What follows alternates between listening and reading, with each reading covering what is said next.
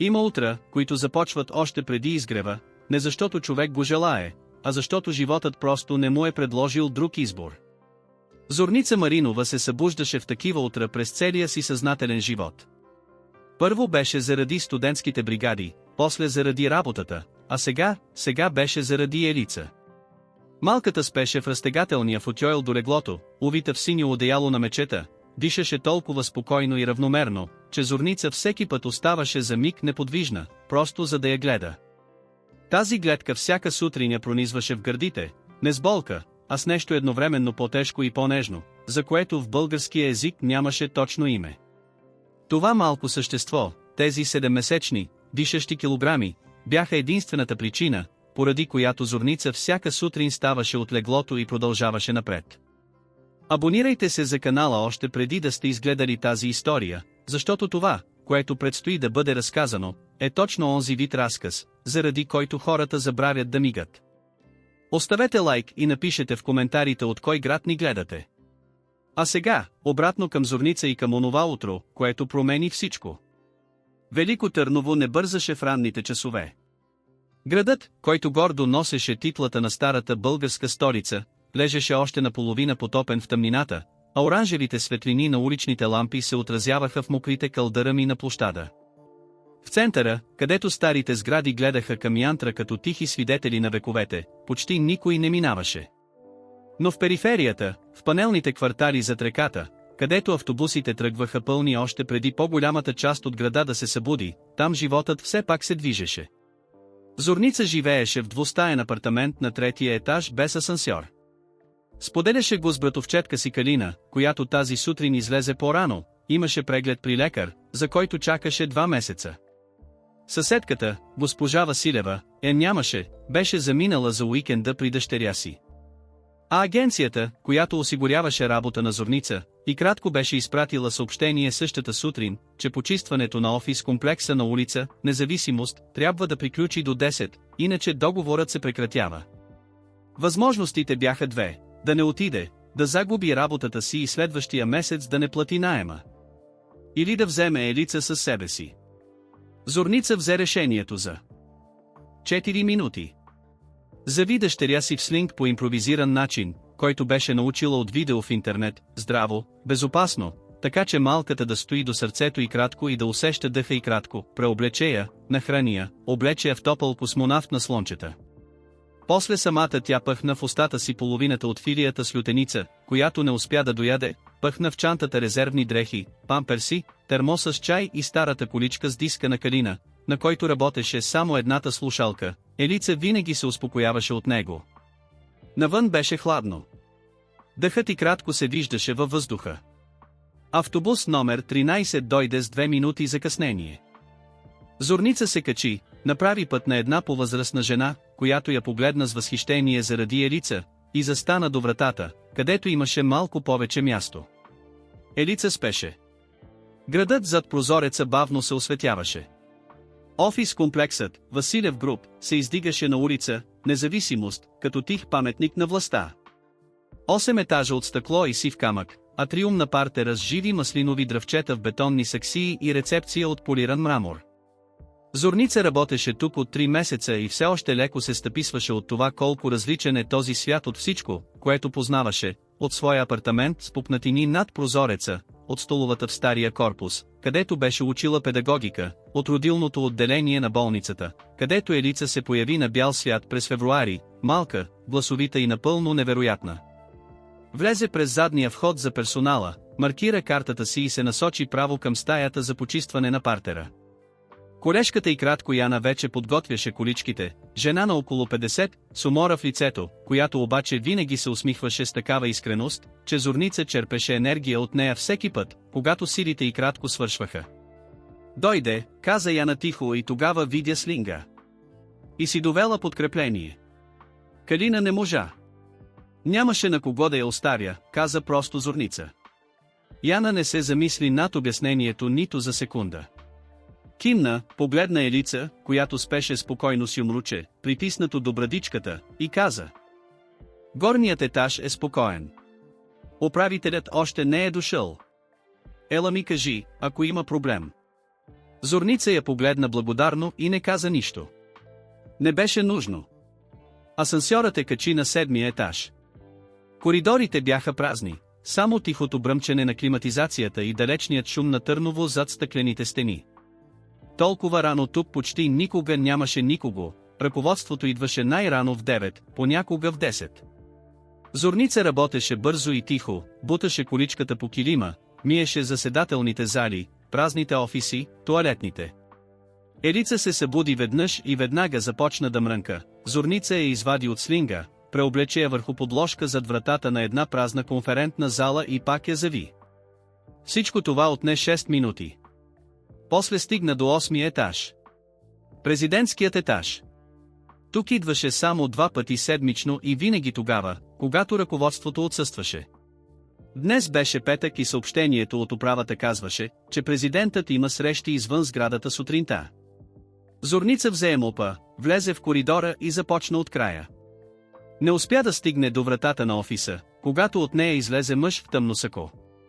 Или по-скоро, изхвърча. Беше Радостин Стефанов, един от директорите. Зорница го познаваше поглед, висок, винаги строго облечен, с онзи израз, който казва, че времето на останалите има нулева стойност. Сега лицето му беше зачервено и вървеше толкова бързо, че едва не я събори. Рамото на сакото му се закачи въгъла на количката за почистване. Количката се преобърна. Кофата с чиста вода се разля по килима. А Елица, стресната от внезапния звук и труса, избухна в силен плач. Зорница веднага се наведе към количката, вдигаше я с една ръка, а с другата се опитваше да успокои дъщеря си в слинга. Радостин спря, погледна я с онзи израз, който хората пазят за неща, които са под нивото им, и каза силно: „Какво правите тук с дете? Това е административна сграда, а не ясла." Зорница се изправи. Не отклони поглед. „Върша си работата", каза тя спокойно. „С бебе в слинг. Това е непрофесионално и, Радостине." Гласът дойде от вратата на президентския кабинет. Не беше висок, не беше твърд, не заповядваше, просто прозвуча и въздухът в коридора застина. Зорница се обърна. Любомир Василев стоеше на вратата на кабинета. Носеше тъмен костюм, който не изглеждаше като униформа на властта, а като нещо, което е облякал, защото просто го прави всяка сутрин, без мисъл, без радост.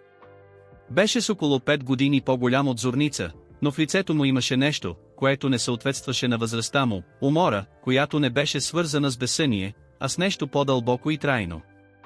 Тъмната му коса леко падаше над челото. Изражението му беше хладно, почти каменно.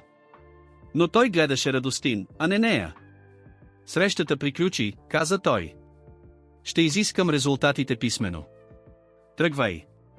Радостин отвори уста, затвори я, после се обърна и си тръгна без нито една дума повече.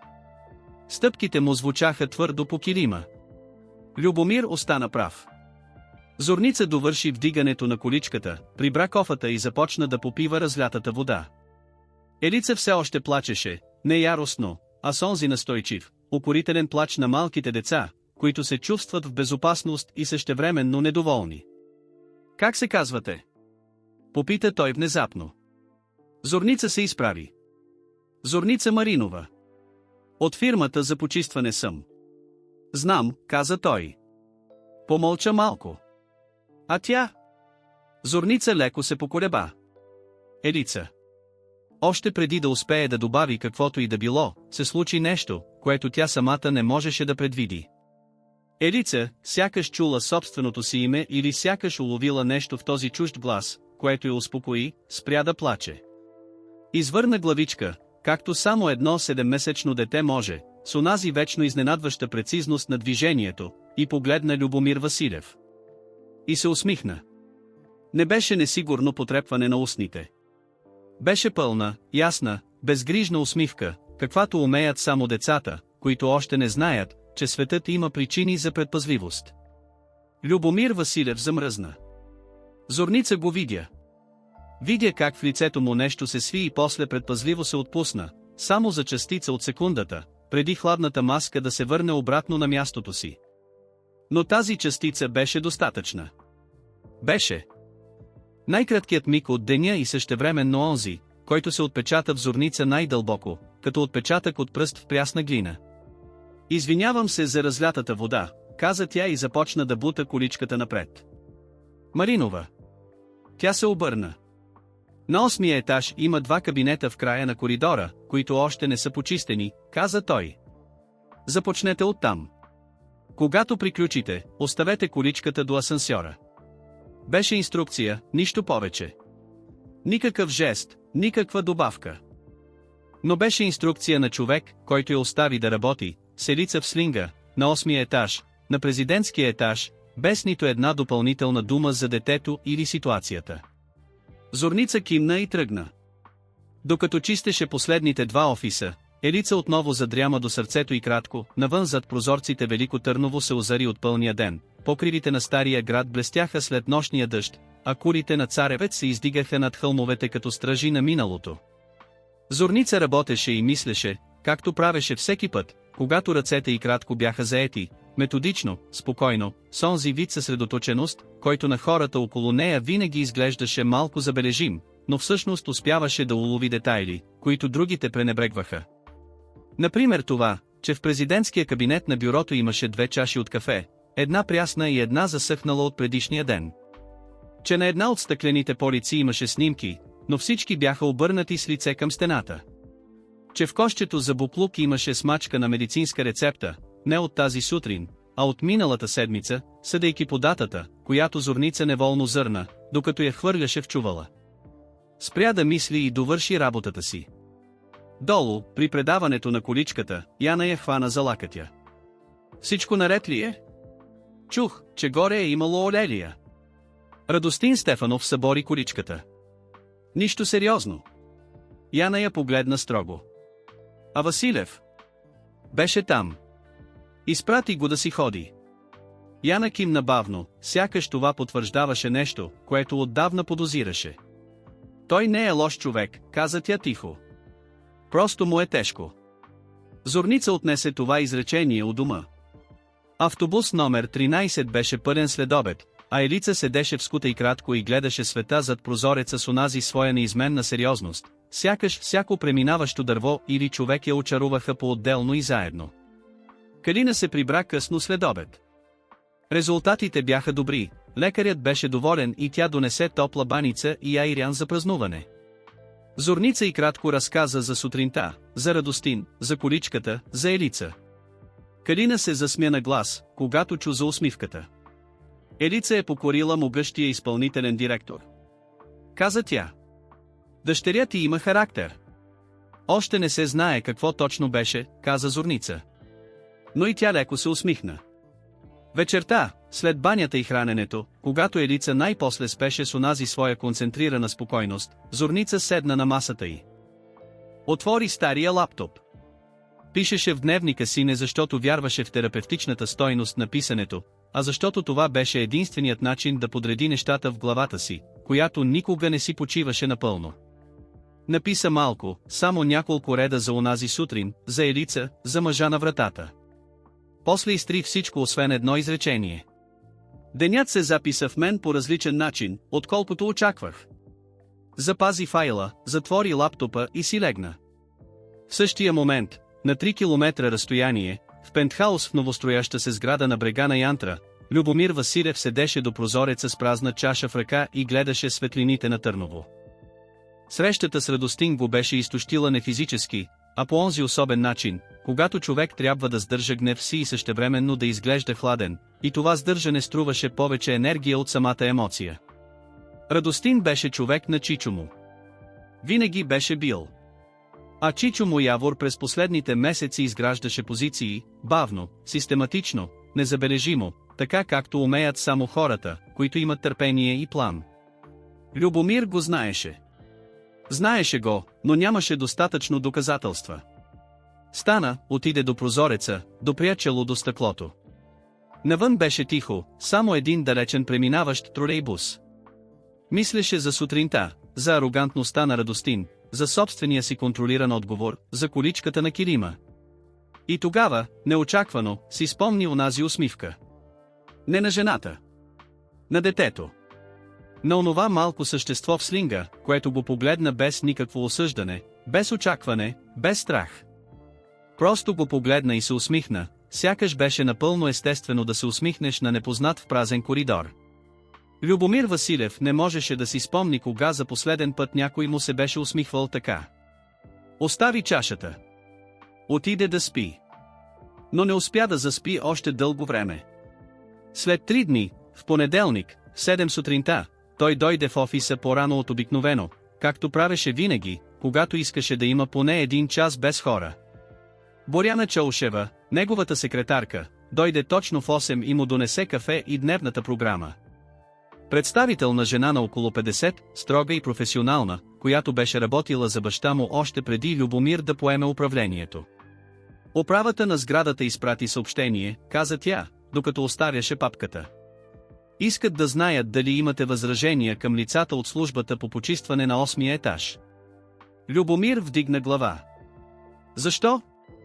Боряна леко се поколеба. Един от директорите е подал жалба. Твърди се, че в петък сутринта е нарушено фирменото правило, служителка е довела дете в сградата. Тишина. Какво фирмено правило? Попита Любомир. Вътрешният правилник за присъствие на неоторизирани лица. Дете на 7 месеца е неоторизирано лице. Боряна леко повдигна вежди. Правилникът не определя възрастова граница. Отхвърляте жалбата, каза Любомир. И запишете в протокола, че служителката е действала в съответствие с работните си задължения и присъствието на детето не е създало никакъв оперативен проблем. Боряна си отбеляза това. После каза тихо. Радостин Стефанов подаде жалбата лично. Любомир вдигна поглед. Знам. Обърна се обратно към гледката към града. Отхвърляте я, Боряна излезе без коментар, но Зорница, ако беше чула този разговор, вероятно щеше да си спомни думите на Яна от петък сутринта. Той не е лош човек. Просто му е тежко. Дори самата тя още не подозираше колко скоро ще разбере какво точно означава това. В сряда сутринта пристигна съобщение от агенцията. Зорница го прочете 2 пъти, защото първия път не повярва на очите си. Там пишеше, че въз основа на вътрешно искане на ръководството на компанията, Василев Груп, нейната работна позиция е преразгледана. Считано от следващия понеделник, тя застъпва на позицията асистент на изпълнителния директор на 8-я етаж. Условията за заплащане бяха приложени в прикачен файл. Първи работен ден в 9 часа сутринта, лице за контакт, госпожа Боряна Чаушева. Зорница остави телефона на масата. После го взе и прочете съобщението за 3 път. Какво има? Попита Калина от печката, където бъркаше яйца. Преместиха ме. Преместиха те. Като уволнение ли?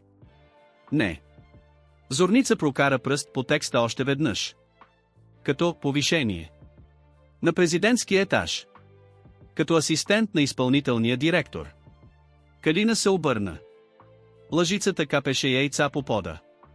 Какво? Тройна заплата, каза Зорница тихо. Редовно работно време. Калина остави лъжицата. Отиде до масата и погледна през рамото на Зорница към екрана. Прочете бавно, после се изправи. Това е заради петък, каза тя. Не знам. Зорница. Знаеш.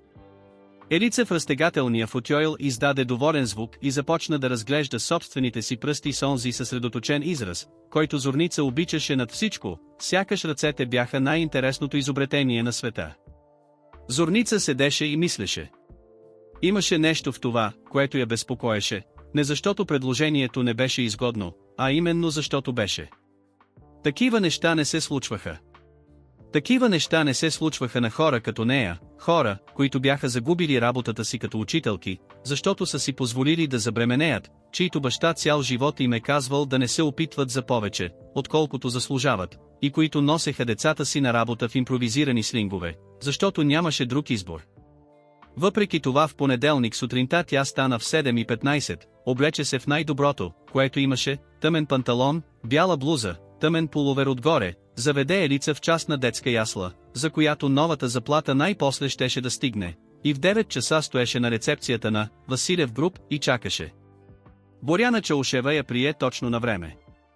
Асистентка на около 50 с къса сива коса и изражение, което не издаваше нищо, но и не говореше приятелски. Премина с нея през встъпителния протокол, показа и кратко работното място в края на коридора на 8-я етаж, обясни задачите, правата за достъп, имейл системата. Не спомена Петък. Не спомена Елица. Не спомена Любомир Василев по име нито веднъж, говореше за него като за изпълнителния директор или ръководството. Зорница забелязваше и неизказаното. Не видя Любомир Василев през целия първи ден. Той беше на външни срещи и се върна малко преди 6, Зорница разбра това само защото чу асансьора и после звука от стъпки в посока на президентския кабинет. Тихото затваряне на вратата. Прибра се у дома с усещането, че е започнала работа в къща, в която една стая е заключена и никой не говори за нея. Вторият ден дойде с дъжд и с Петър Желев. Петър беше приблизително на възрастта на Любомир, по-нисък, с онзи тип енергия, която запълва стаите автоматично, силен смях, бързи жестове, шеги на границата на професионализма. Работеше като ръководител на проектен екип и очевидно беше единственият човек в сградата, който говореше на Любомир нормално, без онзи тънък слой предпазливост, който обграждаше всяко взаимодействие на ръководството с подчинените. Ти ли си новата Боряна? Попита Петър, когато Зорница носеше папка към президентския кабинет. Асистентка, каза Зорница. Зорница Маринова. Петър Желев. Подаде и кратко ръка. Предупреждавам те още от начало, този човек, посочи с парец към вратата на Любомир, пие повече кафе, отколкото е здравословно, забравя за обяда и има срещи, които сам пренасрочва, без да каже на никого. Така че най-вече следи календара. Благодаря за предупреждението, каза Зорница. И после, защото просто излезе естествено, какво кафе? Петър се засмя. Виждаш ли? Веднага правилният въпрос. Еспресо, без захар, без мляко. Като човек, който не обича нищо излишно по себе си. Обърна се и си тръгна. Зорница се замисли дали това беше описание на кафето или на човека. Вероятно и на двете. Любомир Василев я прие официално в сряда след обед, 20 минути, отворен лаптоп, неутрално изражение. Обясни задачите, целите, системата за комуникация. Говореше точно и без излишни думи. Никога не засегна Петък, Елица, промяната на работната позиция. Зорница също не попита нищо. Но имаше нещо, в онази стая, в тези 20 минути, нещо, което и двамата усещаха без име. Вид напрежение, което не идваше от враждебност, нито от привличане, а от онова специфично знание, че единият човек знае за другия нещо, което другият не е казал на глас. Елица го беше разоръжила. Той беше отхвърлил жалбата. Тя сега работеше тук. Никое от тези неща не беше изречено. Всички бяха присъстващи. Третата седмица донесе първия истински тест. Любомир я помоли сутринта да подреди папките с финансовите отчети за последните 3 години, не електронно, а физически, от архивния склад, защото дигитализираната версия имаше празнини. Зорница прекара 2 часа в архива в мазето, където светеха луминесцентни лампи, а въздухът миришеше на стара хартия и прах. Сортираше, подреждаше, проверяваше. И започна да забелязва. Не веднага. Първо беше само интуиция, онова чувство, което и кратко беше помагало в живота, когато цифрите не съвпадат, тя го усещаше преди да го види. Беше педагог, а не икономист, но помнеше цифрите от статистиката и от курсовете по икономика на образованието, които си беше плащала сама при дистанционното обучение. Тук нямаше нищо очевидно, никакви липсващи нули, никакви печатни грешки. Но имаше повторение. 3 отчета от 3 различни 3-месечия. 3 различни дъщерни дружества. Преводи на пари, които сами по себе си не даваха смисъл, твърде редовни, твърде симетрични, твърде синхронизирани, за да бъдат случайен поток от капитал. Зорница си направи бележки. Старателно, точно. После занесе папките горе и не каза нищо. Още не. Четвъртата седмица донесе друг вид ситуация. Беше късно след обед, точно преди 6. Зорница носеше на Любомир материали за следващия ден и чу през затворената врата звук, който за миг я спря, не глас, не телефон. Звук от дишане. Накъсано, неравномерно, твърде силно, за да бъде нормално. Отвори вратата без да чука, по инстинкт, точно така, както правеше като студентка по педагогика, когато минаваше през класната стая и знаеше, още преди да влезе, че нещо не е наред. Любомир Василев седеше зад бюрото с затворени очи, с две ръце подпрян на плута, и дишаше по начин, който Зорница познаваше добре. Твърде бързо, твърде плитко, с онова характерно стягане в гърлото, което предхожда паническата атака или я придружава. Брат и кратко Огнян страдаше от това от 25 годишен. Не стоя на вратата повече от секунда. Приближи се до бюрото, не отваряше чекмеджета, вместо това тихо каза: "Има ли някъде лекарство?" Любомир отвори очи. В погледа му имаше това, което Зорница виждаше у Огнян, срам и облегчение едновременно, онази странна смел чувства на човек, който е искал да бъде сам и същевременно не иска да бъде сам. "Третото чекмедже", каза той накъсано. "Вдясно." Зорница отвори чекмеджето, намери малката кутийка, прочете етикета, дозировката, провери датата. Донесе чаша вода от автомата въгъла. Подаде му лекарството и чашата и после седна на стола отсреща, не до него, не зад него, а точно отсреща, така че тя да го вижда и той да вижда нея. Не го подтикваше да говори. Не подчертаваше какво се случва. Не му даваше съвети. Просто седеше там, спокойно и присъстващо, като някой, който знае, че за човек в атака най-лошото е чувството за самота, а второто най-лошо е чувството, че някой го наблюдава и съди. След 4 минути дишането му започна да се успокоява. След 8 минути той каза: "Паническа атака." Тихо, сякаш съобщаваше прогнозата за времето. "Знам", каза Зорница. Мълчание. "Брат ви?" "Да. От 20 години го наблюдавам." Любомир остави чашата. Прокара пръсти по ръба на бюрото, сякаш търсеше нещо твърдо, за което да се закрепи. Погледна я и Зорница видя какво имаше в този поглед. Не благодарност, а нещо предхождащо благодарността. Изненада, че в човека отсреща няма нищо, което да съди. "Никой не знае", каза той. "Аз на никого не съм казала", отговори тя. "И няма да кажа." "Защо?" Зорница помисли малко. "Защото не е моя работа да го казвам." Любомир остана тих. Навън зад прозореца търново прелява вечерно осветление, топли оранжеви светлини, силуетът на крепостта в далечината.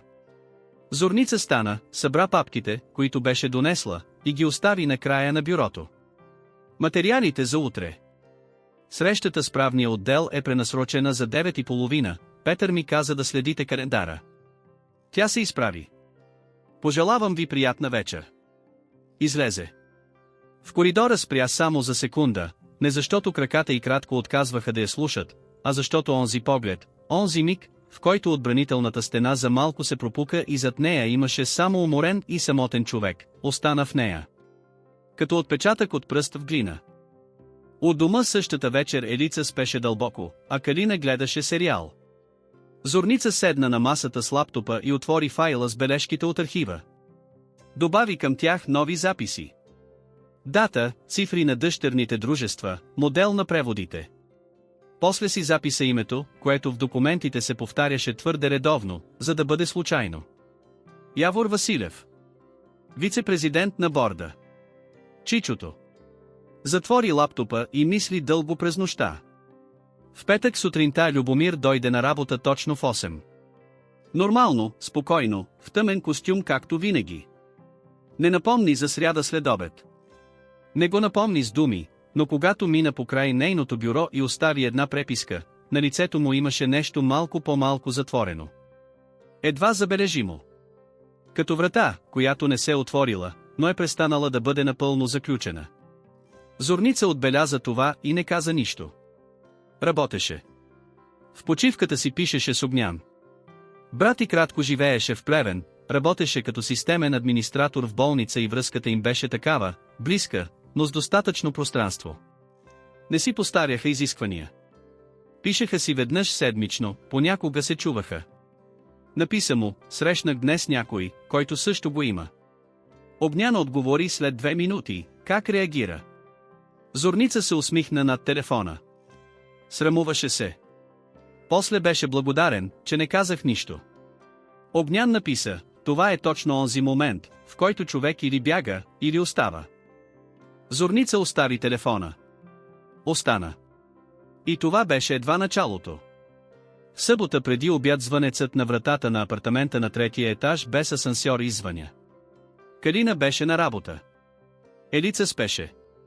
Зорница отвори вратата по домашна тениска из коса, хваната на ластик, а на прага стоеше Любомир Василев, по дънки и светла риза, без сако, без вратовръзка, без онази корпоративна кожа, която в работата го обграждаше като втори слой. Беше съвсем различен човек. Или по-скоро, беше човекът, върху когото другият беше наслоен. Зорница не каза нищо. Само го погледна. Извинявам се за неочакваното посещение, каза той.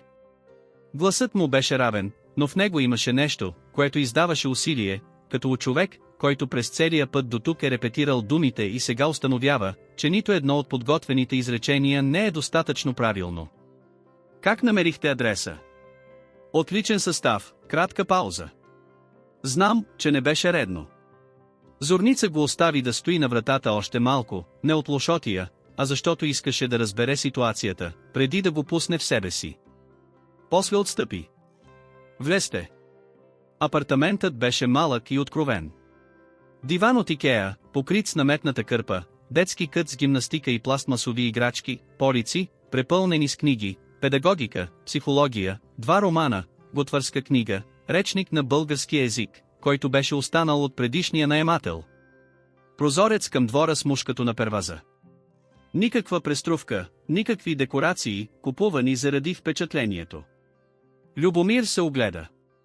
По лицето му премина нещо, не презрение, далеч от това. По-скоро вид признание, тихо и без коментар. Седнете, каза Зорница. Искате ли кафе? Благодаря. Да. Отиде в кухнята. Елица се събуди, Зорница разбра това по характерното мрънкане, което предхождаше пълния плач. Излезе от кухнята, взе я от кошарата, преоблече я, върна се в кухнята и с една ръка правеше кафе, а с другата поддържаше дъщеря си. Елица видя чуждия човек в хола, замръзна за секунда и после, точно както направи първия път, се усмихна. Любомир Василев седеше на края на дивана с ръце, сключени на коленете, и гледаше детето с израз, който Зорница не можеше еднозначно да назове. Имаше интерес, но и нещо като болка, тиха, далечна, като спомен за нещо, което никога не се е случило или е престанало да бъде възможно. Имам фирмен годишен банкет тази вечер, каза Любомир, без да спира да гледа Елица. Мога да отида там сам. Винаги отивам сам. Но, той млъкна. Изглеждаше, че търси точната дума, не по формална причина, а защото държеше на точността. Бих искал да отида там с някой, който не е част от играта. С някой, който няма да играе роля. Зорница донесе кафетата. Постави Елица на подложката за преобличане до дивана и взе в ръка своята чаша. А аз съм извън играта, защото... Защото не се страхувате, каза Любомир просто. Радостин ви викаше, а вие не трепнахте. Аз ви казвам неща, които не казвам на никого, а вие не правите нищо друго с това, освен че мълчите. Това в моя свят е толкова рядко, че почти не съществува. Зорница пиеше кафе и мислеше. Не съм подходящо облечена за годишен банкет. Това може да се реши. Елица има нужда от гледане. Имам контакт на проверена детегледачка. Свободна е тази вечер. Зорница го погледна. Вие сте се подготвили. Част от това, призна той. Без извинение, без оправдание. Просто като факт. Имаше миг, кратък, тежък и прозрачен едновременно, в който Зорница стоеше пред решение. Не романтично. Не лично. Просто, ще вляза ли в този свят или не? Пред мен се отваря врата, която може да бъде възможност или капан, и аз още не знам кое от двете, но знам, че хора като мен не получават такава врата 2 пъти. И имаше още нещо друго, което не признаваше дори на себе си напълно, онази самота в очите му, която я порази в петък след обед, не приличаше на нищо, което можеше да бъде игнорирано. Добре, каза тя. Но това не е среща. Знам, каза Любомир. Това е молба за присъствие. А за какво става въпрос на този банкет? За това да не се налага да бъда сам в стая, пълна с хора, които се преструват, че са на моя страна. Пауза. Чичо ми ще бъде там. Ще доведе цялата си фракция. Ще следят всяко мое движение и всяка моя реакция. Зорница кимна бавно. Още не беше подредила всичко, Чичото, цифрите от архива, Радостин, атаката, но започваше да вижда контурите. Очертанията на нещо, което все още нямаше име, но имаше форма. Вечерта беше по-студена, отколкото очакваше. Детегледачката, спокойна жена на средна възраст на име Румяна, която донесе със себе си собствен термос, чай и меко одеяло за Елица, пристигна в 6 и веднага заинтригува Елица по начин, който я успокои. Калина се прибра у дома точно в момента, в който Зорница стоеше в банята с пусната коса и два варианта на облекло на пода. Това е Любомир Василев, нали? Каза Калина от вратата. Ще го придружа на банкета. Като по работа ли? Като, Зорница се замисли. Като присъствие. Калина се усмихна. Това е доста литературен начин да кажеш среща. Не е среща. Калина взе тъмната рокля от земята и я допря до Зорница. Тази. Залата беше в хотел, Янтра, Стария град, просторна, с високи тавани, златни полилеи и маси, подредени за 200 души. Зорница я видя за първи път от балкона и за миг това я спря, не разкушат сам по себе си, а осъзнаването на разстоянието.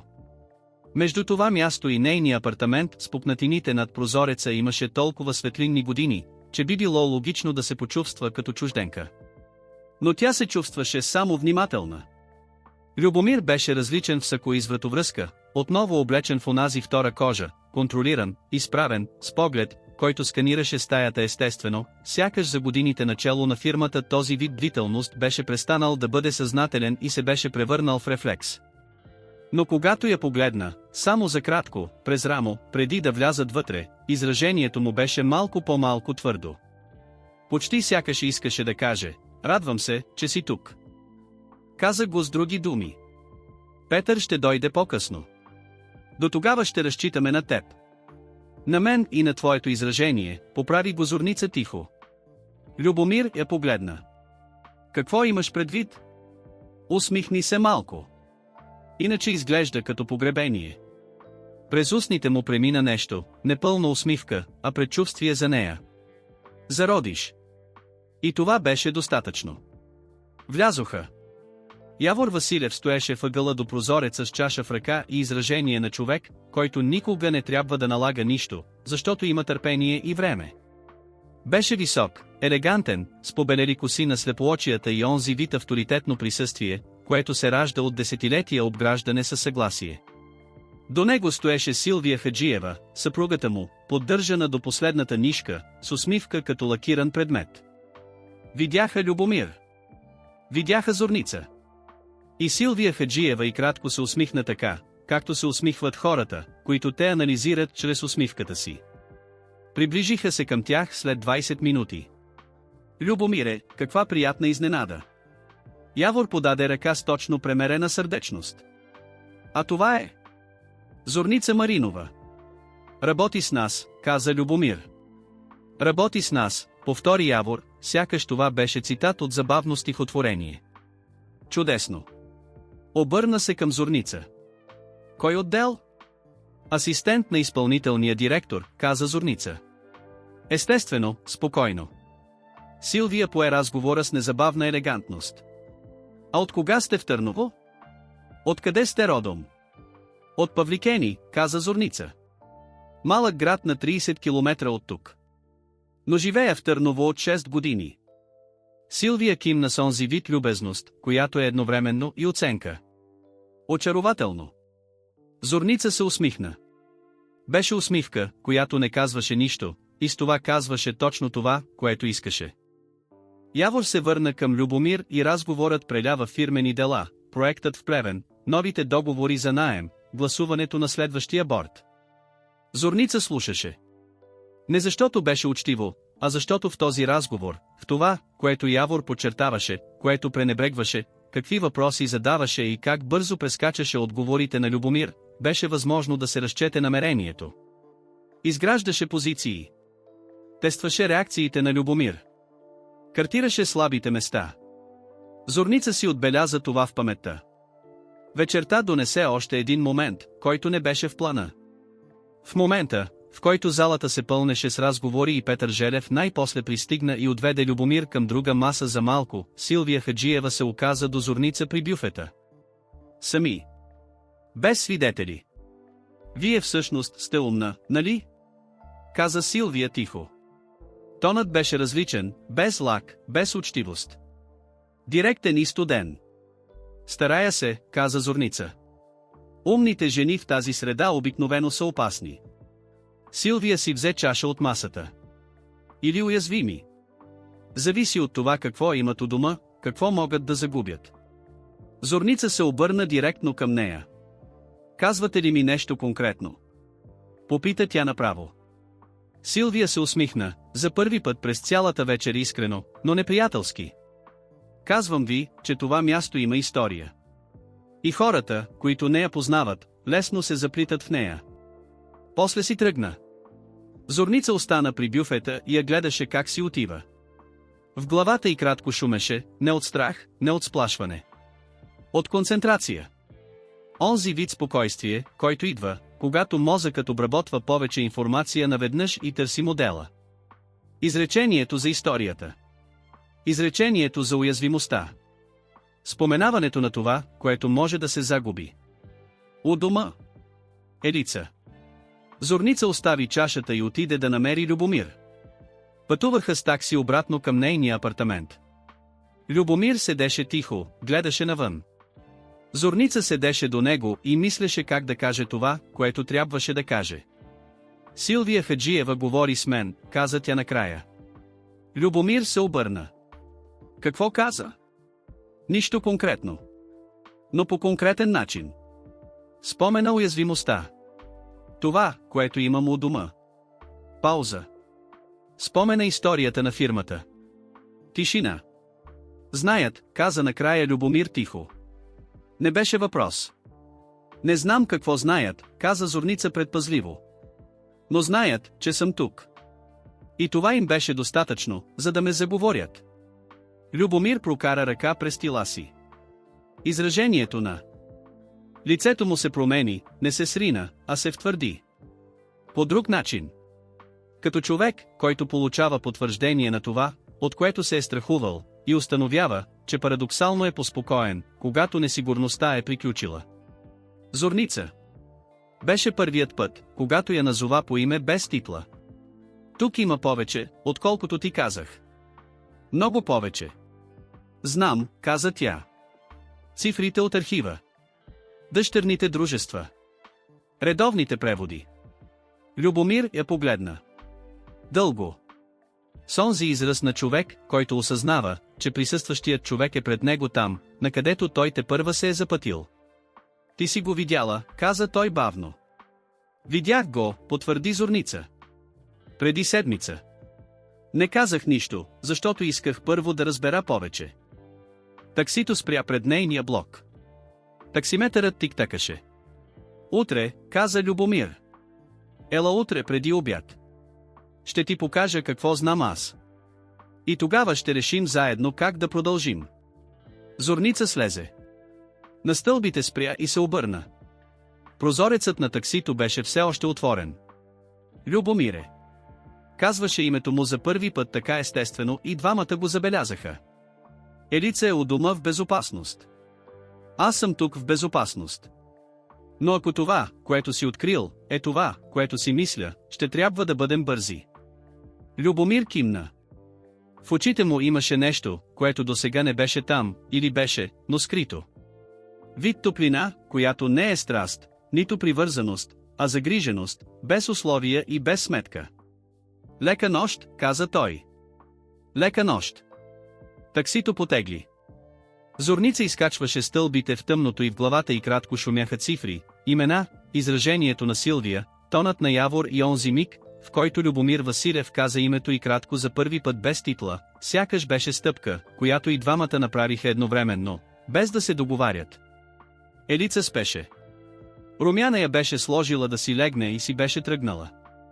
Калина още не спеше и любопитно надникна от спалнята, но Зорница само поплати глава, не сега. Седна на масата. Отвори лаптопа. Добави новите записи. После написа една дума на празната страница и я остави там. Явор. И започна да мисли. Неделното преди обед беше сиво и тихо. Зорница пристигна с такси, по настояване на Любомир, но си плати сама, беше важно за нея, макар да не можеше да каже точно защо, и асансьорът качи до последния етаж на новопостроената сграда, където живееше Любомир. Вратата отвори той самият, без портиер, без асистент. Апартаментът беше голям и обзаведен с онзи вид вкус, който няма нужда да се демонстрира. Чист, умерен, с изглед към целия град.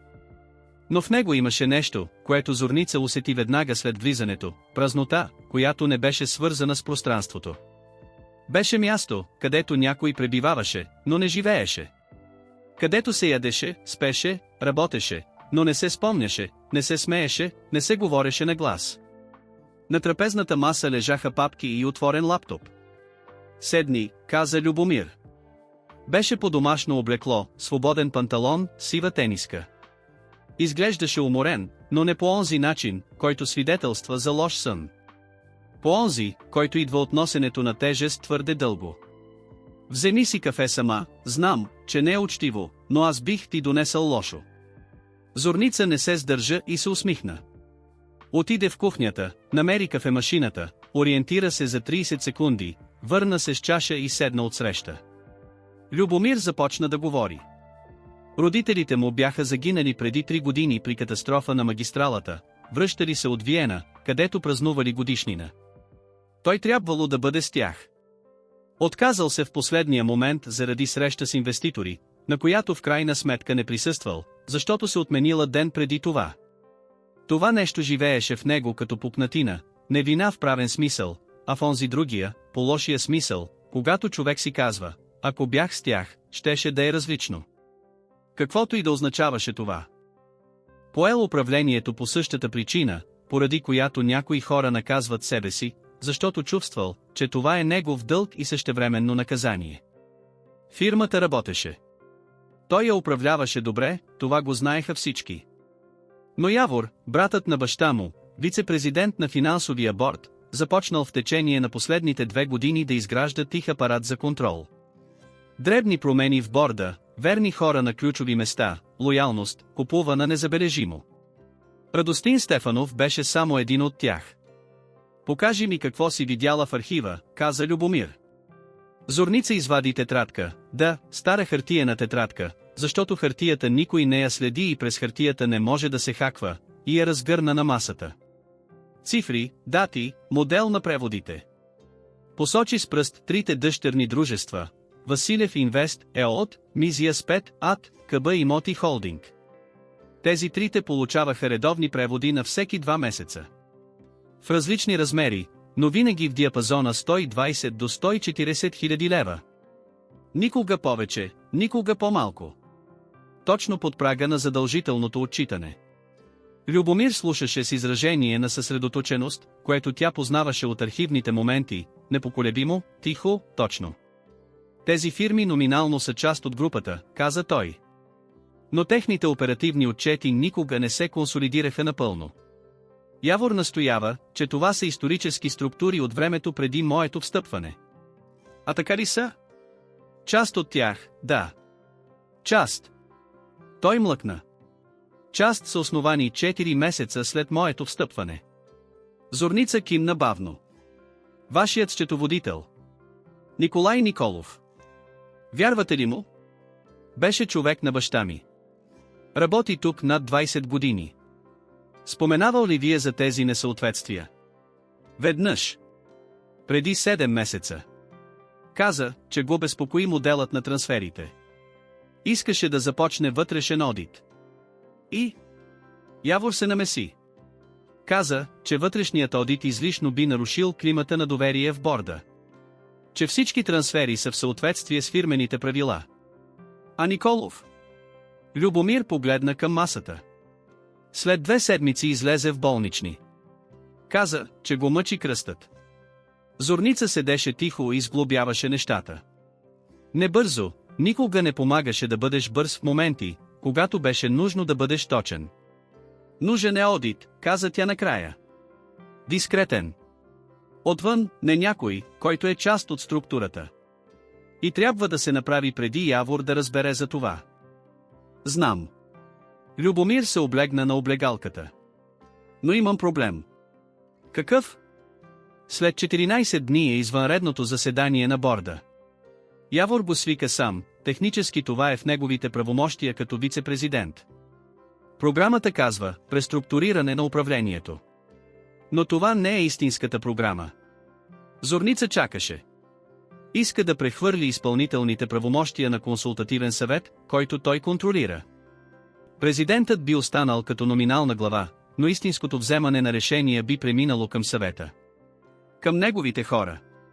С колко голямо мнозинство може да прокара това? Със сегашния състав на борда, Любомир прокара ръка през тила си. Накосаме. Но е вероятно. Зорница погледна към папките.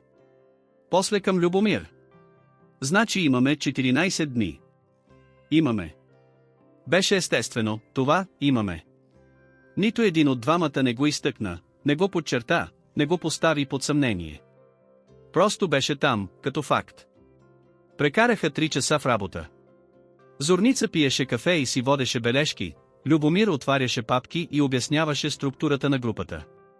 Елица не ги безпокоеше, беше с Калина, Калина я беше завела в парка днес. Но Зорница я имаше в главата си през цялото време, като онзи специфичен вид присъствие, който майките познават, не тревога, а просто постоянна мека увереност, че знаеш къде е, дори когато не я виждаш. В момента, в който си даваха почивка и Зорница гледаше през прозореца панорамата на Търново, покривите на Стария град, кулата на крепостта, река Янтра в далечината като сребърна нишка, Любомир каза зад нея. От кога изучавате хората? Тя се обърна. Какво имате предвид? Силвия ви проверяваше цяла вечер. Явор също. Но вие го забелязахте. Знаехте точно какво казват, дори когато не казваха нищо. Това не се учи в счетоводството. Учи се в класна стая с 25 годишни, каза Зорница. Или с дете у дома. Или просто, когато животът те научи, че думите са само половината от посланието. Любомир кимна. Тишината беше различна от преди, не празна, а присъстваща. Защо отидохте да учите педагогика? Попита той. Зорница за миг се поколеба. После каза. Защото исках да работя с хора във времето, когато още вярват, че светът е добър. 5-годишното дете няма цинизъм. Няма лъжи, сметки, защити. То е просто, тя спря, търсейки думата. Цялостно. Тишина. Елица ми напомни за това нещо, каза Любомир накрая. Тихо, почти на себе си. Когато ми се усмихна в коридора. Не мога да си спомня кога за последен път някой ми се е усмихвал просто така. Без причина. Зорница не отговори. Но го гледаше, този мъж, който управляваше голяма фирма и се страхуваше да заспи, защото атаките идваха през нощта, който беше отменил пътуване и не беше успял да се сбогува и носеше това в тялото си като жива рана 3 години, и за първи път не чувстваше само работна близост. Имаше нещо друго. Не каза нищо. Но не отклони поглед. Прибра се у дома след обед. Калина беше вкъщи, Елица спеше изтощена от парка, бузите й кратко бяха още червени. Зорница седна на края на кошарата и за малко просто гледаше спящата си дъщеря. В понеделник сутринта Любомир се обади на Николай Николов. Кратък разговор, шифрован през фирмената линия, не защото имаше доказателство за подслушване, а защото предпазливостта е по-евтина от съжалението. Николов беше у дома. Все още в болнични. Гласът му беше предпазлив, но когато Любомир каза какво е забелязал и назова точните цифри, Николов от другата страна за миг замлъкна. После каза: знаех, че един ден това ще дойде. Знаете ли повече? Повече, отколкото успях да кажа преди 7 месеца. Пауза. Елате у дома. Донесете документите. Аз имам копия. Зорница отиде с него. Николов живееше в тиха улица в квартал Колюфичето, леха пред къщата, стаи с ниски тавани, снимки от почивки по стените. Беше по-възрастен мъж с уморени очи и онзи вид спокойствие, което идва не от мир, а от изтощение от дълга борба. Посрещна ги без изненада, сякаш знаеше, че този ден ще дойде. На масата постави папка. Вътре имаше фотокопия на документи, не оригинали, а старателно направени копия, и ръчно написани бележки, водени в малък дневник. 3 години, каза той тихо. 3 години следя тези преводи. Винаги се надявах, че греша. Не сте грешили, каза Любомир. Николов кимна. После погледна към Зорница, за първи път. Вие сте новата асистентка. Да. Как го видяхте? Тези модели? Сортирах цифрите физически. Дигиталната консолидация скрива празнините, хартията не. Николов погледна към Любомир. Пазете я, каза той сериозно. Това е точно онзи начин на мислене, от който имахте нужда. Пътуваха обратно към фирмата в по-голяма тишина, отколкото когато отиваха. В колата Любомир не говореше, Зорница знаеше, че обработва информацията. Остави го. После той каза. Николов каза, че документът, който би затворил кръга, договорите с дъщерните дружества, подписани лично от Явор, се съхраняват физически в неговия кабинет. В сейфа. Или в чекмеджето, каза Зорница. Любомир я погледна. На банкета, каза тя бавно, видях как Силвия Хаджиева минаваше покрай кабинета на Явор. Ключовете бяха в ръката и кратко. Не в чантата, в ръката и кратко, сякаш се канеше да ги използва. Мислиш, че документите са били там тогава? Мисля, че са там и сега. Тишина. Трябва да влезем в този кабинет, каза Любомир. Знам, каза Зорница. Но не така. Трябва ни план. Зад прозореца Търново преминаваше в своя делничен ритъм, тролейбуси, пешеходци, деца с ученически раници. Нормален свят, невинен и непознат. Зорница гледаше и мислеше. 14 дни. Беше достатъчно, ако не сгрешат. И ако Явор Василев не беше по-бърз, отколкото си мислеха. Планът се ръждаше на пластове, бавно, точно, без припряност, защото Зорница знаеше, че грешките не се правят от липса на интелигентност, а от излишък на бързане. Първата стъпка беше проучването. Кой има достъп до кабинета на Явор? В какви часове Явор е там и кога не е, къде са резервните ключове и кой отговаря за управлението на картите за достъп до кабинетите на ръководството? Втората стъпка беше намирането на съюзници. Боряна Чаушева, секретарката, която беше работила за бащата на Любомир над 20 години, седеше в петък следобед в малка заседателна зала, съседна на президентския кабинет. Любомир я доведе сам, без имейл, без запис в календара. Зорница чакаше там. Боряна влезе и за миг спря, когато видя двамата, Любомир и Зорница, един до друг с разпръснати хартии. Разчете ситуацията за 2 секунди, както умееха жените, прекарали кариерата си в наблюдаване на властни хора. Знаехте ли за преводите? Попита Любомир тихо. Боряна седна. Сключи ръце. Мълча по-дълго, отколкото беше комфортно. После каза. Баща ти веднъж ми каза, че Явор винаги е бил по-умен на къси разстояния. На дългите, баща ти беше по-добър. Пауза. Баща ти го няма. И това е точно причината, поради която Явор чака 3 години, преди да започне да действа. Знае ли сте, каза Любомир. Не упрек, констатация. Подозирах. Боряна погледна към Зорница. Вие сте онази, която дойде с детето в петък. Да, каза Зорница. Аз отхвърлих жалбата на Радостин. Любомир ми даде указание, но аз го направих с удоволствие. Тя спря. Радостин е човек на Явор от 3-та година. Аз съм човек на Василев от 22 години. А Василев, истинският Василев, седеше зад онова бюро. Посочи с глава към стената, зад която беше президентският кабинет. Трябва ми резервна карта за кабинета на Явор, каза Любомир. Боряна го гледаше. После погледна Зорница. После пак него. Утре сутринта ще бъде в града на среща с банката. Ще се върне след обед. Тя стана. Резервната карта за случай на евакуация е в сейфа на управлението на сградата. Аз имам достъп като координатор на плана за безопасност. Оправи си сакото. Не ме питайте за повече. И си тръгна. На следващата сутрин Явор наистина го нямаше. Зорница знаеше това, защото следеше движението му през фирмената система за присъствие, Любомир и кратко беше дал достъп. 10:30 сутринта. Явор беше в центъра на града. Боряна мина покрай бюрото на Зорница в 10:45 и остави на масата малък плик. Нея погледна. Продължи напред. Зорница взе плика и тръгна. Кабинетът на Явор беше от другата страна на 8-ми етаж, по-голям от този на Любомир, обзаведен с онзи вид показност, който казва повече за човека от всяка визитка. Тежко бюро от тъмно дърво, изглед към стария град, порица с снимки. Зорница затвори вратата зад себе си и отиде право към бюрото.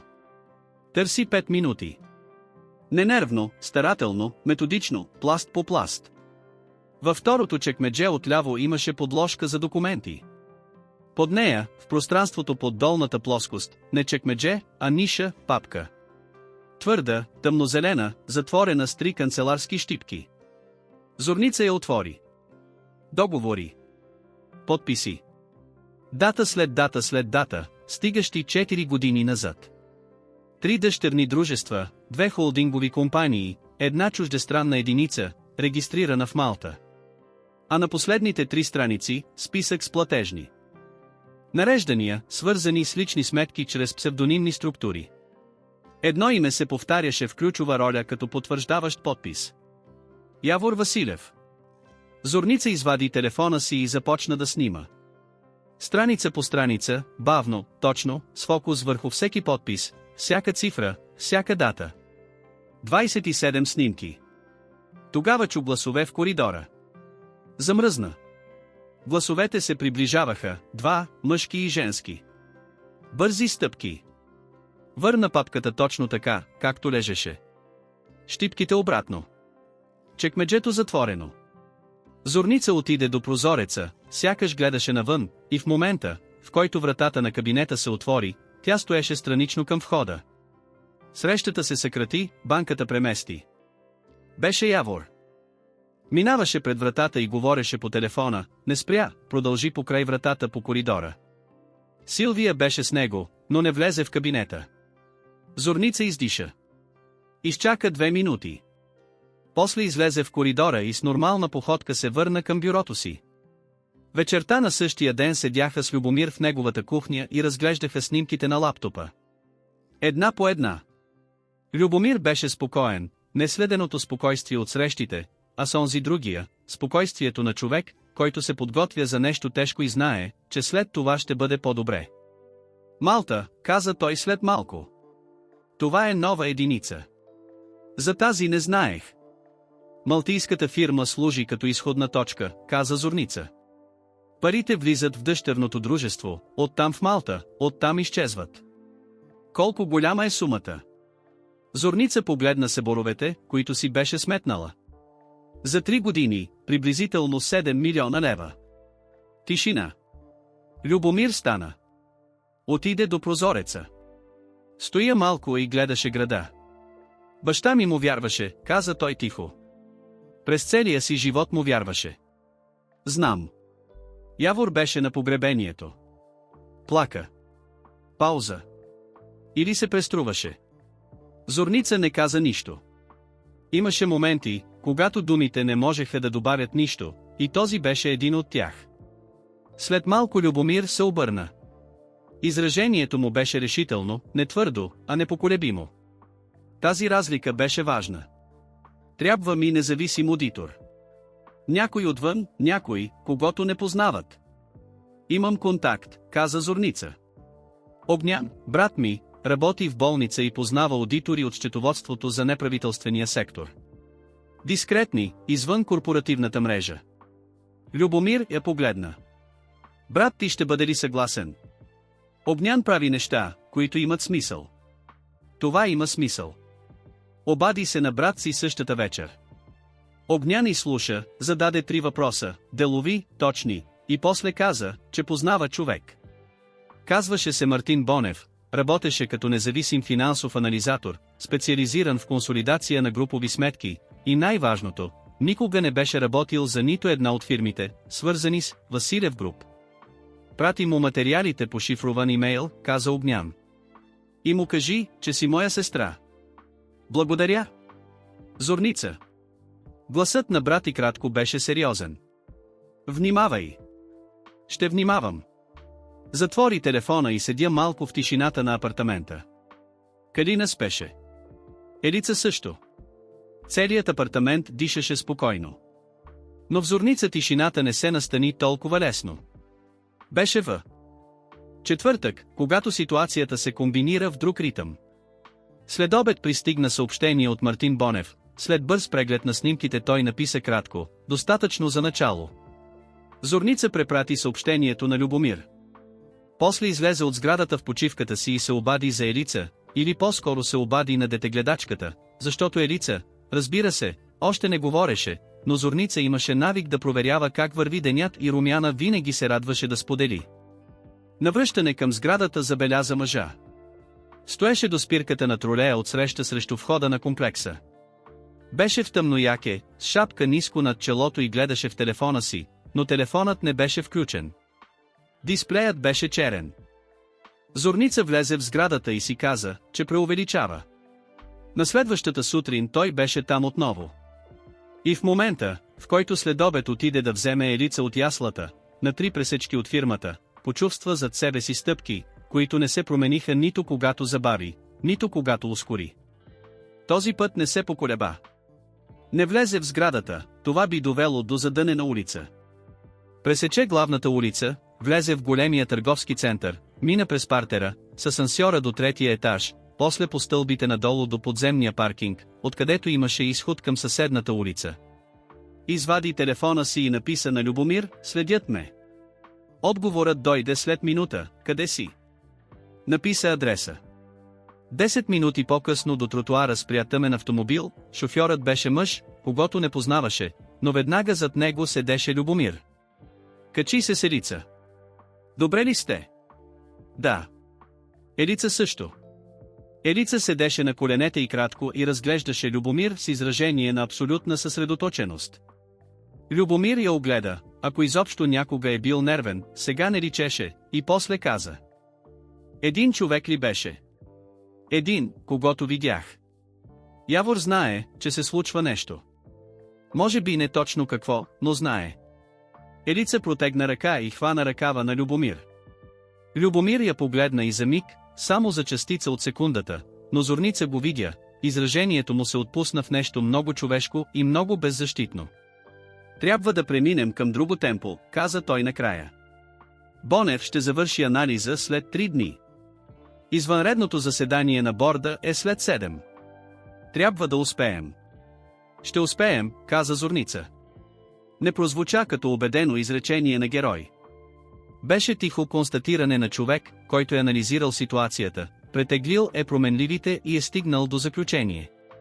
И Любомир Василев, мъжът, който 3 години се страхуваше от всяка нощ и управляваше фирмата от място на вътрешна празнота, я чу и повярва.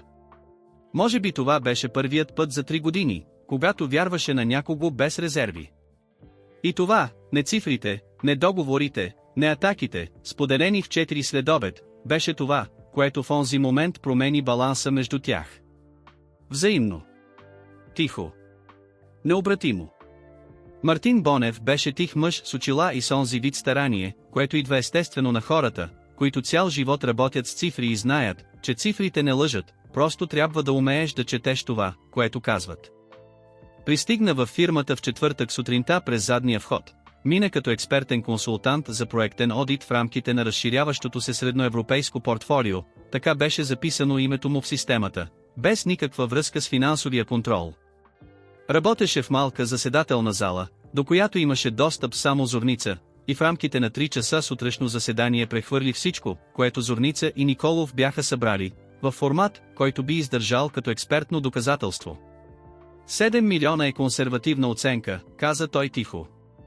Зорница седеше отсреща, Любомир стоеше до прозореца. Ако включим малтийската единица и непреките преводи през посредници, прокара пръст по разпечатания лист. Може да е поблизо до 10. За колко време? Попита Любомир. 4 години. С първата трансакция 7 месеца след вашето встъпване в управлението. Тишина. Колко солидни са тези данни за евентуално предаване на органите? Попита Любомир. Ще ми трябват още оригиналите на договорите, а не само снимки. Погледна към Зорница. Снимките са достатъчни като основа за започване, но за формално подаване, знаем, прекъсна го Зорница. Работим по достъпа до оригиналите. Бонев кимна. После каза. Още нещо. Отвори последната страница. Тук. Посочи датата.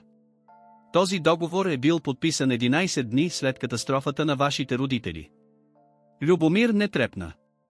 Но Зорница, която го наблюдаваше, видя как ръцете му, свити в юмруци покрай тялото, напрегнаха пръстите веднъж, после ги отпуснаха. Благодаря, Мартине, каза той равно.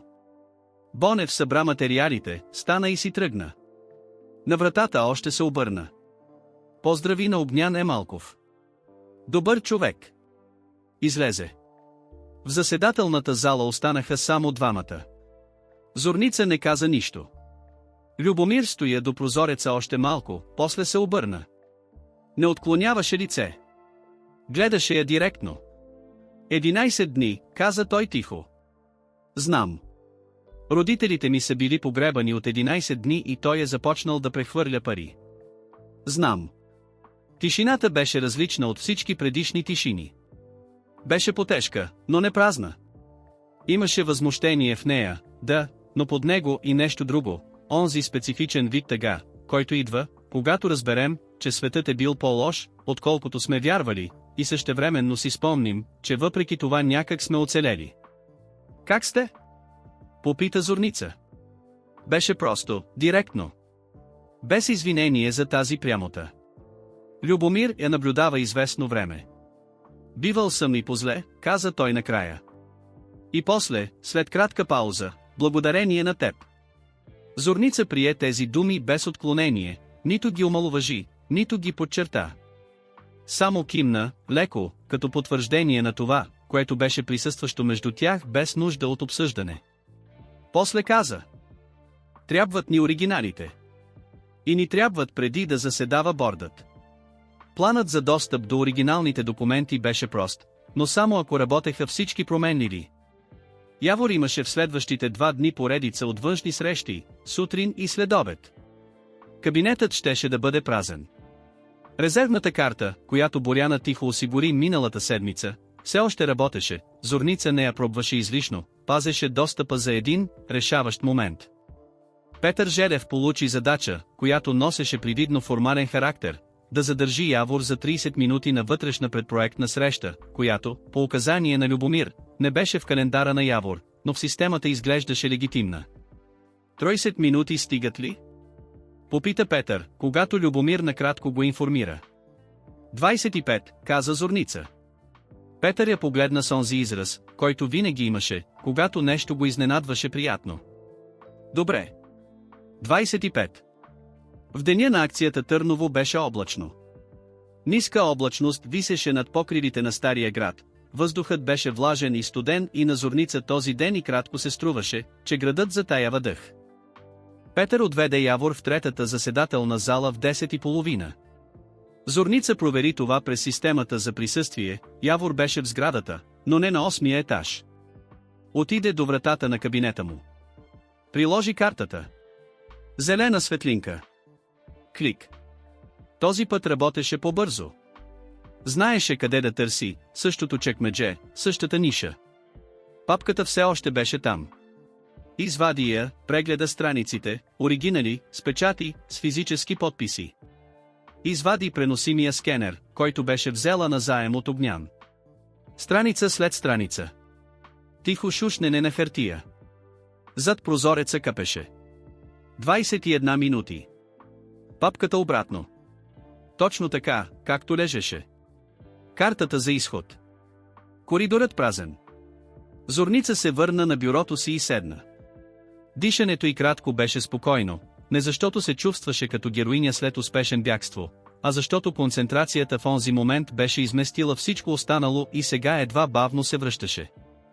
В този момент, не след час, не на следващия ден, дойде Силвия Хаджиева. Дойде сама, без предупреждение, в кабинета на асистентката. Затвори вратата след себе си. Зорница не стана. Силвия седна от другата страна на масата, не като гост, а като човек, който си избира терен. Носеше светъл костюм, косата й кратко беше прибрана в идеален кок и имаше изражение, от което беше изчезнала всякаква любезност. Знаете ли какво ме очарова? Започна тя. Жени като вас. Жени като мен, повтори Зорница неутрално. Идват от никъде. Нямат мрежа, нямат история, нямат нищо. И въпреки това успяват да си отворят врати, за които никой друг няма ключ. Тя спря. Това е или голям талант, или голяма глупост. Зависи от гледната точка, каза Зорница. Зависи от това какво ще се случи след това, поправи я Силвия. Изражението й кратко не се промени, но гласът й кратко придоби остър дорен тон. Имам дъщеря. Явор има дъщеря.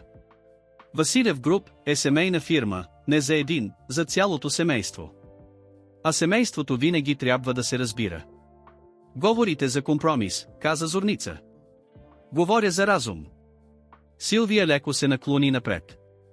Вашият приятел си мисли, че държи картите. Но картите са на масата едва когато ги покажете. А преди това, тя млъкна и остави изречението да отплува в тишината. Помислете за дъщеря си. Това беше за първи път, директно назоваване. Зорница погледна Силвия директно. Не с гняв. С яснота. Благодаря за предупреждението. Каза тя спокойно. Ще ви трябва ли нещо друго? Силвия стана. Гледа я още миг, сякаш чакаше да види страх на лицето на другата жена. Не намери нищо използваемо. Просто се замислете, каза тя накрая и излезе. Зорница изчака стъпките да заглъхнат. После извади телефона си и написа на Любомир: Силвия дойде при мен. Директна заплаха чрез Елица. Време е. Отговорът дойде след 30 секунди, ще дойда за вас двете тази вечер. Имате ли къде да бъдете на безопасно място? Зорница помисли. Калина. Но Калина би станала риск. Трябваше и кратко място, което никой от тях не познаваше. Написа: Огнян. Любомир, съгласна ли си? Огнян прие обаждането след минута и без нито един въпрос каза: Идвайте. Имам диван и хляб. Същата вечер Зорница опакува нещата на Елица, взе най-необходимото и излезе от апартамента в момент, когато улиците бяха още пълни с хора и беше възможно да се селият с тълпата. Калина остана, не в страх, а със спокойствието на жена, която знаеше, че ситуацията е сериозна и същевременно под контрол. Любомир пристигна сам, с кола, без шофьор. Качи ги и потеглиха към Плевен. В колата Елица спеше. Зорница седеше на предната седалка и гледаше магистралата зад прозореца, светлините на другите коли, тъмнината между тях, дъждът, който започваше да чука по стъклото. Силвия е дошла директно при теб, каза Любомир след малко. Това означава, че Явор е нервен. Или си мисли, че може да сплаши слабото звено. Ти не си слабо звено. Зорница го погледна. Знам, каза тя. Затова дойде при мен, а не при Петър или Бонев. Мисли си, че съм по-слаба, защото имам дъщеря. Хората, които разсъждават така, винаги се лъжат за това какво всъщност означава детето за майката. Любомир не отговори. Но Зорница видя в отражението на прозореца как изражението му преминава през нещо тихо и сериозно. Огнян живееше в панелен блок в северния край на Плевен, апартамент 2 стаи и кухня, чист и практичен, пълен с книги и стара електроника, с котка, която посрещна Елица с делово безразличие, което веднага очарова Елица. Огнян и Любомир си подадоха ръце. Огнян го премери с поглед, после погледна сестра си, после пак него. Кафе или чай? Попита просто той. Чай, каза Зорница. Аз също, каза Любомир. Седяха тримата на кухненската маса и планираха. 2 дни оставаха до извънредното заседание на борда. Документите бяха осигурени. Бонев беше готов да предостави формалния анализ. Оставаше едно – контакт с главна дирекция, национална полиция, отдел икономическа престъпност и начин да се започне формално разследване още преди заседанието, или поне успоредно с него, така че Явор да не може да спре процеса вътре във фирмата. Имам съученик от университета, каза Огнян. Работи в областната дирекция. Не е централен директен контакт, но може да съдейства. Безопасно ли е? Не е част от никаква корпоративна мрежа, каза Огнян. Това е най-безопасното, което познавам. Любомир кимна. 1 час след полунощ Елица спеше в спалнята на Огнян на импровизирано легло от одеяла. Огнян си легна. Зорница и Любомир останаха на масата с последните документи. В момента, в който Зорница оставяше химикалката, Любомир каза тихо. Зорница. Тя се обърна. Каквото и да се случи в петък, каквото и да е, искам да знаеш, че това, което направи, не беше само заради фирмата. Тя спря. Ти си тук като човек. Не като асистентка, не като стратег. Като човек, който реши да остане на място, където беше полезно да си тръгне. Зорница го гледаше. Ти също остана, каза тя тихо. Любомир леко склони глава. За първи път от 3 години. Беше тихо и зад прозореца капеше. Градовете бяха далеч, Търново, Плевен, целият край под облаци, и в малката кухня бяха само тези 2 души и този миг, който не изискваше назоваване. Само присъствие. Беше достатъчно. Петъчното утро дойде с онзи вид ясна студена светлина, която се случва след дъжд, въздухът беше прозрачен, небето над Плевен беше сиво-розово и Елица се събуди по-рано от всички останали и лежеше тихо, както правеше понякога, и изучаваше тъмния таван на апартамента на Огнян с пълна съсредоточеност. Зорница я намери така към 7 сутринта и за малко полежа до нея на одеялото, рамо до рамо с дъщеря си, и мислеше. След 2 часа беше заседанието. Огнян се събуди в 7:30 и донесе без да пита 3 чаши кафе и филии хляб. Любомир вече беше в хола, не беше ясно кога е станал или дали изобщо е спал. Седеше на масата с лаптопа, изражението му беше съсредоточено, но не напрегнато. Зорница забеляза, че през последните дни имаше по-малко атаки, или ако идваха през нощта и той не говореше за тях. Но имаше нещо в него, което в течение на тези 14 дни бавно се беше променило. Като налягане, което бавно се изравняваше. Пътуваха към Велико Търново в 8:15. Елица остана с Огнян, Зорница не го беше планирала, но брат и кратко го предложи естествено и тя прие. Не беше редно дъщеря и кратко да бъде близо до стаята, където ще се случват неща, чието ход никой не можеше напълно да предвиди. По пътя Любомир се обади на Петър Желев. Кратък разговор. Бордът събрали се. Попита Любомир. Явор е там от 8, каза Петър. Довел е Радостин и 2 вице-президенти от проектния отдел. Изчисленията за гласуването казват, че има тясно мнозинство. Още не, каза Любомир. После се обади на Бонев. Анализаторът беше пристигнал в Търново предната вечер и беше пренощувал в хотел, беше готов да предостави формалното доказателство физически или електронно, според нуждата. Последното обаждане беше до мъж, чието име Зорница знаеше само като капитан Христов, съученикът на Огнян, сега в областната дирекция икономическа престъпност. Христов изслуша какво му каза Любомир и после каза. Давам ви 1 час. 1 час от влизането ви в залата. После идваме ние. Това е достатъчно, каза Любомир. Колата спря пред сградата на Василев груп в 9:14. Зорница и Любомир влязоха през задния вход, не защото се страхуваха, а защото предният вход беше наблюдаван. Видяха го и двамата, мъжът до пейката отсреща, твърде неподвижен, за да чака тролейбус. На 8-ми етаж напрежението беше осезаемо. Боряна стоеше до бюрото си с онзи израз на абсолютен професионализъм, под който Зорница вече успяваше да прочете втория регистър. Кимна на двамата, леко, точно. Там са, каза тя тихо. Радостин донесе своето предложение за решение разпечатано.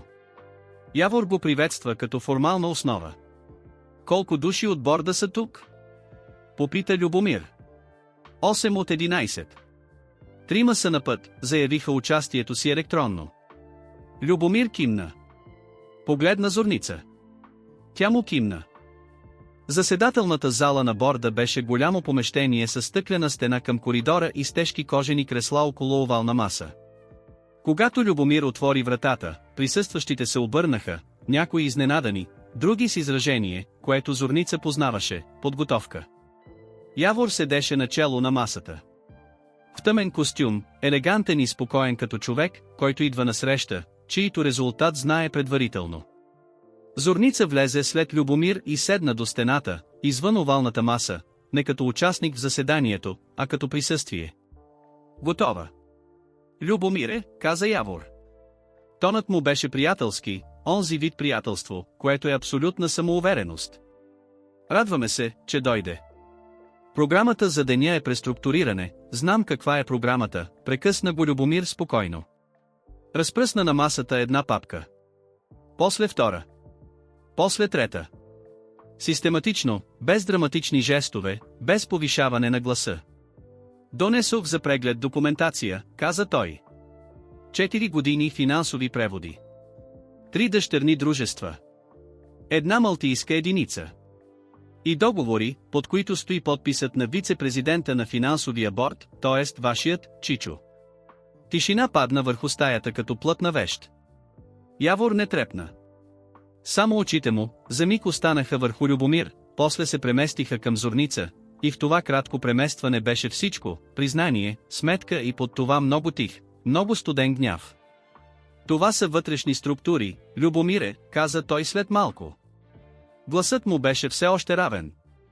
Одобрени исторически, 4 години след моето встъпване не са исторически, каза Любомир. 11 дни след погребението на родителите ми също не са. Някой в стаята издиша силно. Любомир продължи. Говореше точно, без емоции, без упреци, само с факти. Цифри, дати, модели. Прочете ключови клаузи от договорите. Назова суми. Назова малтийската единица. Радостин се опита да го прекъсне, веднъж, 2 пъти. Любомир всеки път го оставяше да довърши и после продължаваше, сякаш Радостин не беше говорил. В 20-та минута стана един от вице-президентите, по-възрастен мъж, когото Зорница познаваше само поглед, казваше се Костов, и каза. Искам да видя оригиналите. Тук са, каза Любомир. И независимият анализ е на разположение от одитора, който не е работил за нито една единица от групата. Костов погледна Явор. В този поглед имаше четене, дълго, колебливо, с онова специфично движение на вярност, която решава в част от секундата дали да остане или да премине на другата страна. Явор разбра какво вижда. Стана. Това е вътрешен въпрос, а не трибунал, каза той. Тонът му беше все още елегантен, но под него вече се чуваше напрежението, тънката пупнатина. Предлагам да отложим гласуването, да свикаме работна група, да проверим документацията. Не дойдох да провеждам гласуване, каза Любомир. Дойдох да съобщя, че тази сутрин предадох пълните материали на отдел „Икономическа престъпност“ към областната дирекция. Този път тишината беше различна. Имаше вцепенение, без преструвки, без сметки, просто чист шок на хора, които осъзнават, че теренът под тях се е изместил. Радостин скочи от стола. Това е безпрецедентно. Вратата на залата се отвори. Капитан Христов влезе с 2 колеги. Цивилно облекло, но със значки на реверите. Христов се огледа, локализира Явор и се приближи към него. Господин Василев, каза той спокойно. Моля да останете на разположение. Нуждаем се от вашите обяснения. Явор гледаше племенника си. През цялото време, през цялата тази сцена, Любомир, а не Христов. И тогава каза, тихо и точно: унищожаваш наследството на родителите си. Любомир гледаше Чичо си. И в изражението му имаше не триумф, не възмущение. Имаше само тъга.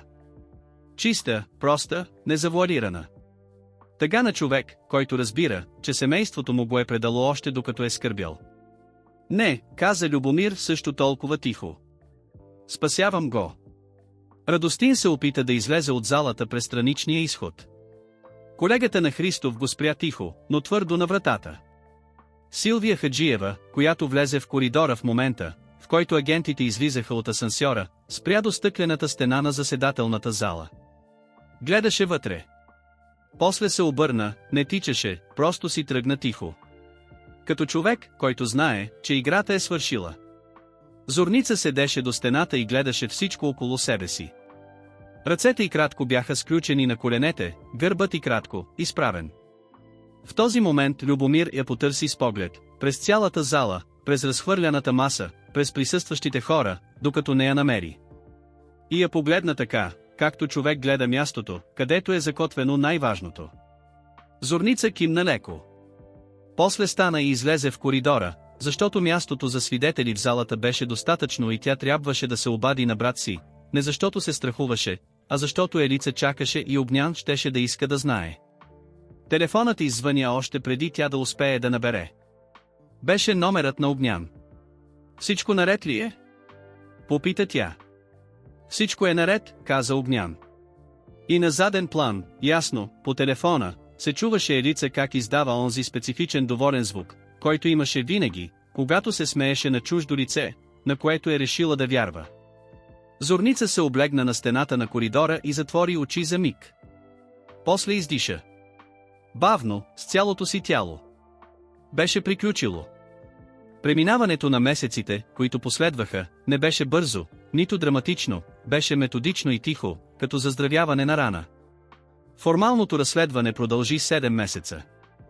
В течение на тях се оказа, че финансовите преводи са стигали по-дълбоко, отколкото дори Бонев първоначално беше оценил.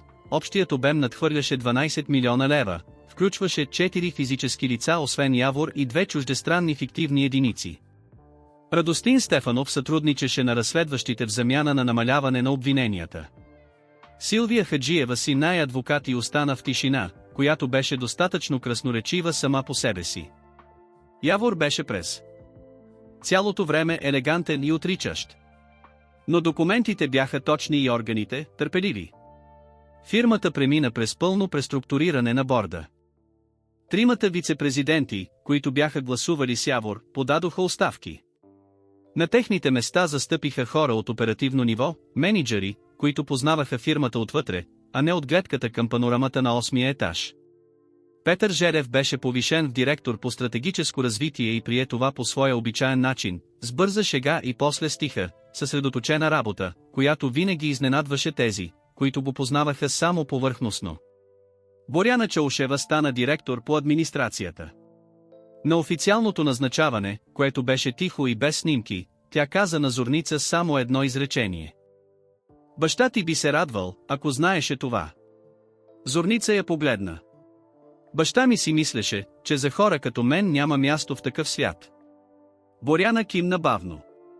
Може би точно за това сега тук светът е по-добър. Зорница застъпи на позицията координатор на социални проекти, дивизия, която съществуваше на хартия от години, но никога не беше изпълнена с истинска програма.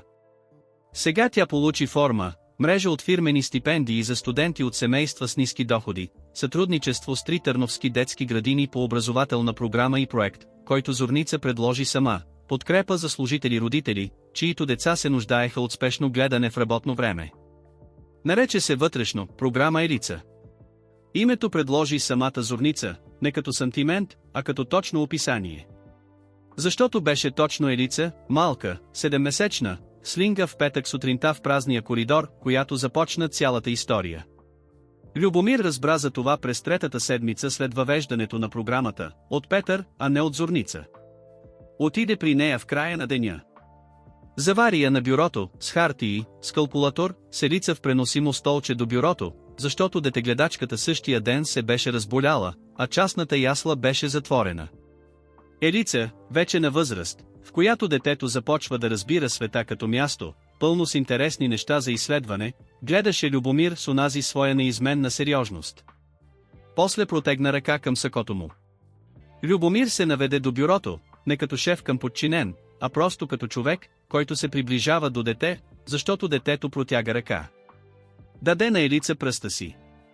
Елица го хвана, изследва го, после го пусна и остана доволна. Програма Елица, каза Любомир. Програма Елица, потвърди Зорница. Тишина. Защо не ми каза? Защото не е за теб, каза тя спокойно. За останалите Любомир седна на края на бюрото, не зад своето, а на края на нейното, и за миг не търсеше думи. Това беше рядко при него и Зорница го знаеше и го остави. Искам да ти кажа нещо, каза той накрая. Преди 3 години спрях да се надявам. Не драматично, просто бавно, като лампа, на която и кратко свършва токът. Сутрин ставах, защото имаше причина да ставам, но не започвах деня с нищо друго освен с задължение. Той спря. И тогава дойде онзи петък. И вие не влязохте по някакъв особен начин, просто бяхте там, ти и Елица, в празния коридор. И Елица се усмихна. Погледна я директно. И аз си спомних, че съществуват неща, които не могат да се купят, да се планират, нито да се загубят заради неподходяща среща. Зорница го остави да говори. Не искам да те карам да казваш или правиш нищо, което сама не искаш, каза той. Но имам нужда да знаеш, че това, което се случи тук в течение на тези месеци, това не е работна връзка. За мен не е пауза. Нито за мен, каза Зорница тихо. Беше просто, без драматични жестове, без шумна емоция. Просто истина, изречена спокойно, в късната следобедна светлина, с Елица, седяща до тях и изучаваща света с непоколебимо внимание. В месеците, които последваха, навлизаха в това бавно и внимателно, не защото не си вярваха, а защото и двамата знаеха каква тежест носи присъствието на детето и никой от двамата не приемаше тази отговорност лековато. Любомир се учеше да бъде присъстващ не като гост, а като част от всичко. Идваше на обядите в яслата, защото Зорница му казваше за тях и той решаваше да дойде. Учеше се как Елица комуникира, по друг начин, не с думи, но напълно точно. Учеше се, че съботната сутрин с калина и чаша чай и Елица на килима с играчките е вид богатство, до което нито една цифра във фирмената сметка няма достъп. Атаките не спряха. Но ставаха поредки и Любомир спря да ги крие от Зорница, защото никога не се случи тя да ги приеме по друг начин освен спокойно и присъстващо. Започна да посещава терапевт, не защото някой му казваше, а защото за първи път в живота му се струваше смислено да се чувства по-добре.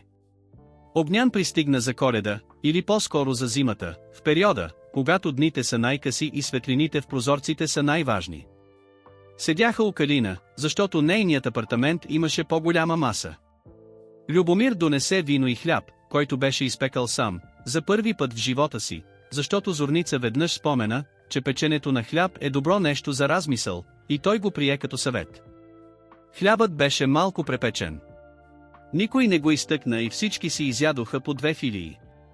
Елица седеше на коленете на Огнян и с пълна власт му пренареждаше очилата, а Огнян търпеливо го понасяше и се смееше. Калина разказваше за плановете си, обмисляше преместване в София, но не беше сигурно, а Зорница слушаше с онзи вид търпеливо внимание, което нито съветва, нито противоречи. Любомир седеше до нея и в течение на вечерта, с малко движение, без коментар, преплете пръсти с нейните. Зорница не го погледна. Стисна ръката му. Това беше всичко и беше достатъчно. Беше февруари, или по-скоро, беше във времето на най-дълбоката зима, когато светлините са кратки, а сутрешният мраз стига чак зад прозорците. Елица празнуваше първия си рожден ден. Калина изпече торта, Огнян пристигна с автобуса с огромен плюшен мечок, а Любомир донесе малко дървено влакче, защото беше прочел, че дървените играчки са добри за фината моторика, и после прекара 1 час с глобяване на релсите на пода, докато Елица седеше до него и с безкрайна сериозност му подаваше частите, които му трябваха, и тези, които не му трябваха. Когато запалиха една свещичка на тортата и я сложиха пред лицето на Елица, детето за миг внимателно я проучи. После се обърна. Погледна Зорница. Погледна Любомир.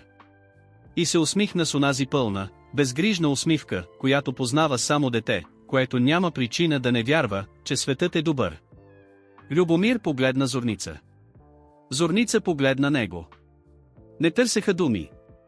Думите биха го смалили. Там беше всичко, което бяха преживели и което бяха изградили: едно петъчно утро, една преобърната количка, един студен коридор и една усмивка без причина. Двама души, които се срещнаха на разстояние от целия свят и въпреки това, или точно за това, успяха да стигнат до едно и също място. Не чрез богатство. Не чрез дълг. Чрез присъствие. Елица духна свещичката от втория опит, с помощта на Огнян, който духна дискретно сам и после я остави да обере славата.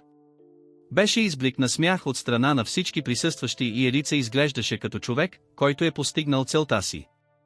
Навън беше мраз и тъмнина. Вътре беше светлина, топлина и хора. И това беше единственият вид история, която някога е имала смисъл. А вие, които изминахте този път с Любомир и Зорница от празния коридор на 8-я етаж чак до тортата за рождения ден с една свещичка, знаете вече защо не е достатъчно просто да подминеш. Понякога трябва да се спреш. Понякога трябва да останеш. Ако тази история ви е докоснала, оставете лайк. Помагате ни да носим нови истории всеки ден. Абонирайте се за канала, за да не изпуснете нито една от тях. И ни напишете в коментарите от кой град ни гледате, искаме да знаем докъде е стигнала усмивката на Елица. Чакаме ви при следващата история.